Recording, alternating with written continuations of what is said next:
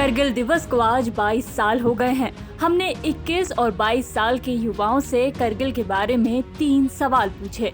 हैरान हम भी हैं, पर गलती इनकी नहीं है, बल्कि यह हमारी शिक्षा प्रणाली पर सवाल और कटाक्ष दोनों है। सुनिए। कुछ नहीं,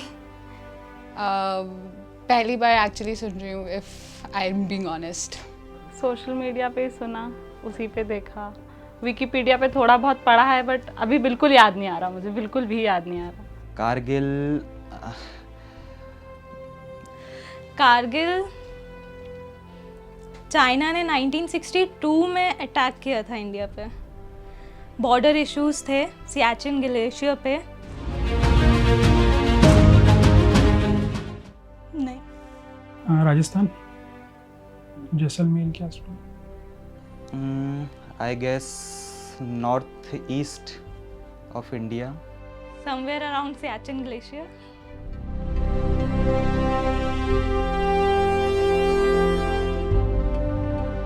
इसमें पाकिस्तान ने पहल की थी, जिसमें हमारे इलाके में, ये खासकर लेह रीजन में उन्होंने, लद्दाख रीजन में उन्होंने घुसपैठ किया था, और ये एक बहुत बड़े तादाद में किया। और इसमें इलाके जो आपको शामिल हैं उनमें हमें मालूम है मुश्को, द्रास, कारगिल और बटालिक के जो सेक्टर्स थे वो शामिल थे, और वो सारे के सारे नेशनल हाईवे 1 अल्फ़ा के साथ साथ सारे जुड़े हुए हैं। और ये लड़ाई जो है तकरीबन 2 महीने की लड़ाई लड़ी गई। ये 26 मई को वॉर डिक्लेयर हुआ, और 26 जुलाई जो है बिल्कुल एग्जैक्टली 2 महीने के बाद ये लड़ाई ख़त्म हुई। एक इंच की ज़मीन जो है हम लोगों ने वापस ली, और पाकिस्तान आर्मी को एक मुँह दी जो शायद मरहूम को हमेशा याद रहेगा। और इस दौरान हमने अपने बहुत सारे साहसी वीर योद्धा जवान जो हैं हम लोगों ने खोए।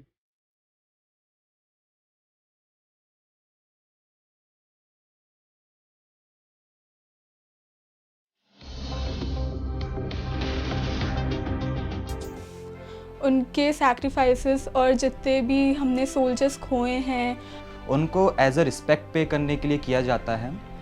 कारगिल जो दिवस है उसके लिए बहुत महत्व रखता है, और दूसरा हम लोग इसी याद में कारगिल की लड़ाई को मनाते हैं हर एक साल 26 जुलाई को।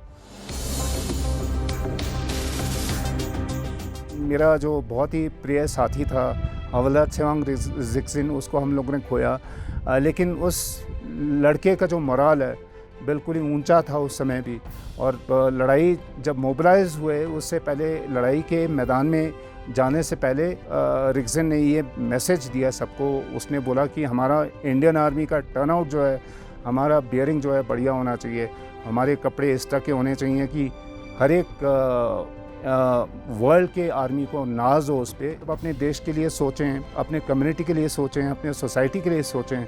जब हम लोगों ने यूनिफॉर्म पहना, हमने देश के लिए सोचा, हमारे मन में देशभक्ति की भावना उत्तीर्ण थी, तो वो जो भावनाएं होनी चाहिए हमें ये देखना चाहिए कि हम अपने देश के लिए क्या कर सकते हैं।